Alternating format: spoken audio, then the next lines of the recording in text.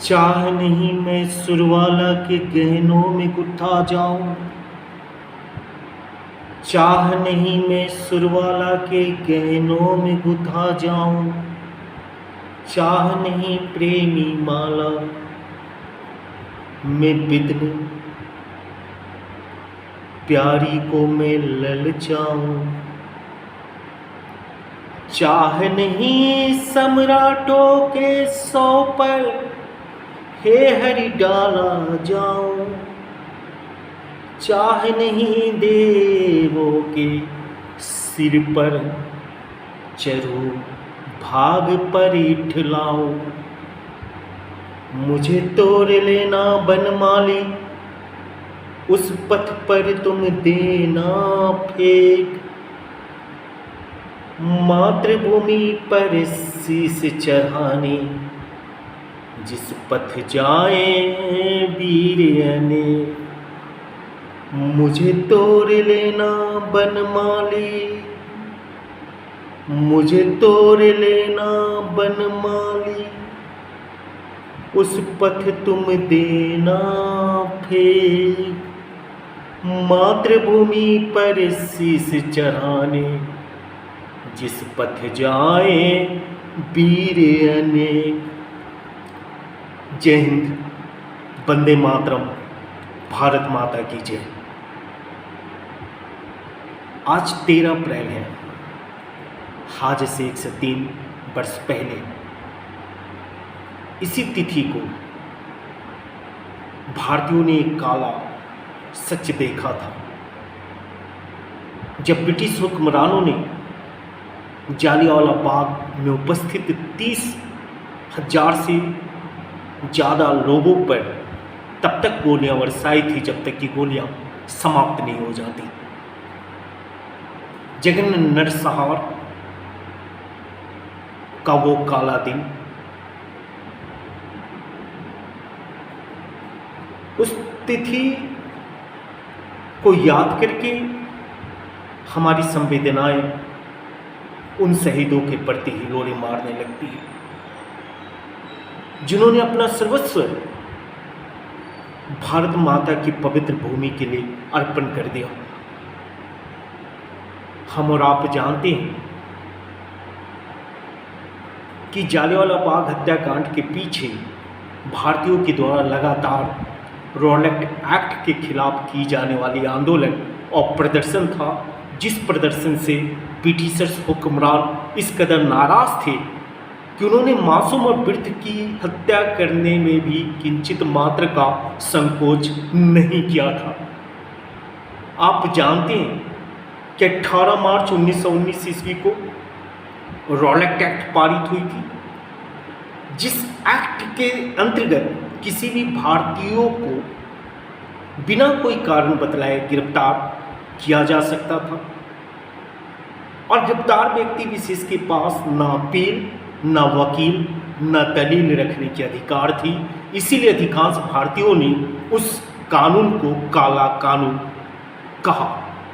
काला कानून के खिलाफ जब संपूर्ण भारत में विरोध प्रदर्शन तेज हो गई और जब इस विरोध का केंद्र पंजाब हो गया और पंजाब में कुछ अत्यधिक महत्वपूर्ण नेतृत्वकर्ता उभर के आए, जिसमें डॉक्टर सैफुद्दीन किचलू और डॉक्टर सत्यपाल सर्वाधिक लोकप्रिय थे। कहते हैं कि 6 अप्रैल 1919 ईस्वी को डॉक्टर सैफुद्दीन तथा डॉक्टर सत्यपाल को गिरफ्तार कर किसी अज्ञात स्थान पर नजरबंद कर दी गई, जिससे पंजाब और अमृतसर में लोग अंग्रेजी हुक्मरानों के खिलाफ और तीव्र आंदोलन करने के लिए मजबूर हो गए। आप जैसा कि जानते हैं, 10 अप्रैल 1919 ईस्वी को आंदोलनरत भीड़ पर पुलिस ने गोलियां चलाई। रॉलेट एक्ट के खिलाफ रोष, डॉक्टर सतपाल, डॉक्टर सैफुद्दीन किचलू की गिरफ्तारी तथा 10 अप्रैल 1919 ईस्वी को पुलिस गोलीबारी से नाराज लोगों ने जब जालियांवाला बाग में बैसाखी के दिन एक आंदोलन करने का, एक बड़ी जनसभा आयोजित करने के निर्णय ली, तो जनरल ओ डायर के आदेश पे जनरल आर डायर ने तब तक निहत्थे वीर पर गोलियां बरसाने का आदेश दिया जब तक कि गोलियां समाप्त नहीं हो जाती। हम और आप समझ सकते हैं कि एक बाग में जहां 30,000 से ज़्यादा लोग इकट्ठे हों और उस भीड़ पर अचानक फायरिंग शुरू कर दी गई हो, तो उस भीड़ में कई लोग कुचल जाने के कारण शहीद हो गए, तो कई गोलियों के जख्म से शहीद हो गए, और कई लोगों ने जान बचाने के प्रयास में जालियांवाला बाग में जो एक अंधे कुएं थी, उस कुएं में जान बचाने के प्रयास में कूद जाने की स्थिति में लगने वाली चोट से घायल और मृत्यु को प्राप्त कर गए। कहते हैं कि उस जालियांवाला बाग में उधम सिंह भी थी, उधम सिंह जिनका जन्म 26 दिसंबर 1899 ईस्वी को हुई थी, और उधम सिंह जी उनके बचपन का नाम शेर सिंह था, और बाद में जैसा कि बतलाया जाता है कि उनके माता पिता की मृत्यु के बाद वो बालस जो बाल गृह थे उनमें लालन पोषण होता है। उधम सिंह ने ये कसम खाई थी कि जालियांवाला बाग हत्याकांड के जिम्मेदार जनरल ओ डायर की जब तक मौत नहीं होती, जब तक जालियांवाला बाग हत्याकांड नरसंहार का बदला नहीं लिया जाता, तब तक उन्हें चैन नहीं आएगा। कहते हैं कि जालियांवाला बाग हत्याकांड में आपके हंसराज की भी महत्वपूर्ण भूमिका थी। हंसराज ने अपने ही देश के प्रति गद्दारी की थी, उन्होंने ही गुप्त सूचना दिया था, और भीड़ में वो भी शामिल थे एक लीडर के रूप में। रायजादा की उपाधि भी उन्हें अंग्रेजी हुकूमत से प्राप्त थी। उन्होंने भीड़ को संबोधित करके निकल गए और ब्रिटिश हुक्मरानों तक ये सूचना पहुंचाई कि आप जाइए जालियांवाला बाग में, देखिए कितनी बड़ी भीड़ इकट्ठे होकर के कह रही है कि इस अमृतसर से अंग्रेजी सरकार के खिलाफ अर्थी निकाली जाएगी, आप रोकिए। और कहते हैं कि हंसराज के द्वारा अपने ही देश के प्रति गद्दारी का नतीजा था कि 13 अप्रैल को होने वाली नरसंहार।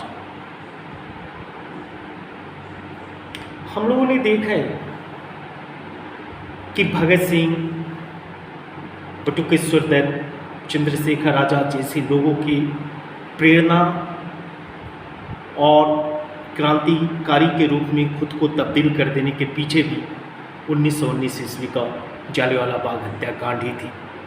जालियांवाला बाग हत्याकांड के उपरांत रविन्द्रनाथ टैगोर ने अपनी नाइटहुड की उपाधि वापस कर दी।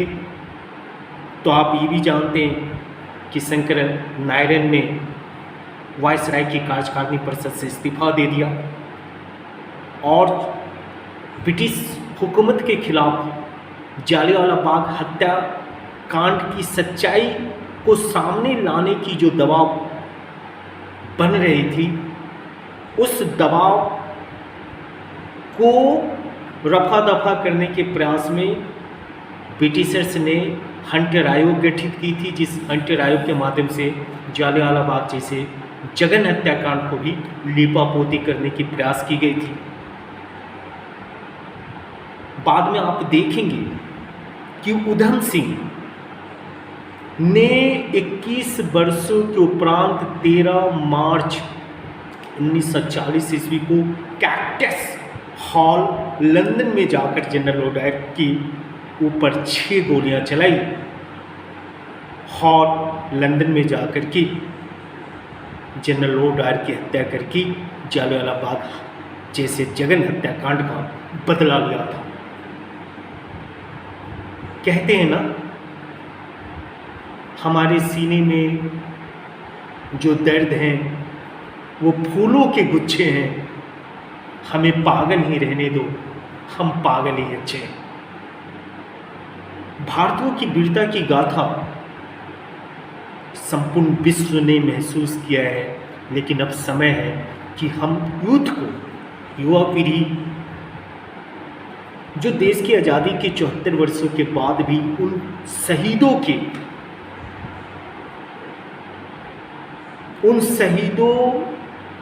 सपने को, उन शहीदों की सोच को, उन शहीदों की संवेदनाओं को,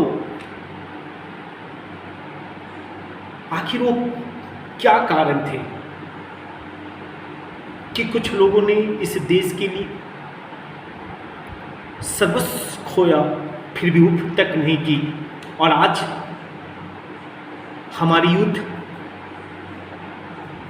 और हमारे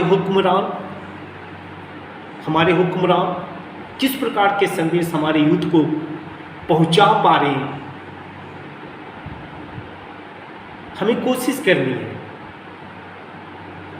कि हम उन शूरवीरों के वीरता की कहानी को लगातार याद करते रहें, उनसे प्रेरित होते रहें, आत्मसात करते रहें और एक नए भारत की कहानी को करने का हर संभव प्रयास करते रहें। शहीदों के मज़ारों पे लगेंगे हर बरस मेले, वतन पर मरने वालों का यही वाकई निशान होगा। आज भी अमृतसर में जालियांवाला बाग में प्रत्येक वर्ष सैलानियों का हुजूम आता है और हमारे शूरवीरों की शहादत को नमन करते हुए अपने आँखों को आंसू से भिगो डालता है। संवेदनाएं उमड़ पड़ती है।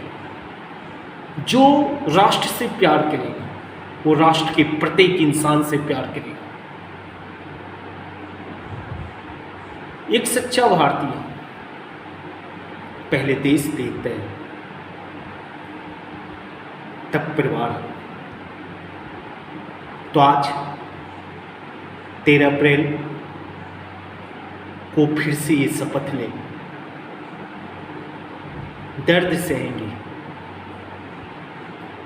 लेकिन सत्य के राह पर चलेंगे और अपनी भारत माता की पवित्रता के लिए सब कुछ अर्पित कर देंगे। तो एक बार फिर से बोलेंगे, भारत माता की जय, वंदे मातरम, जय हिंद।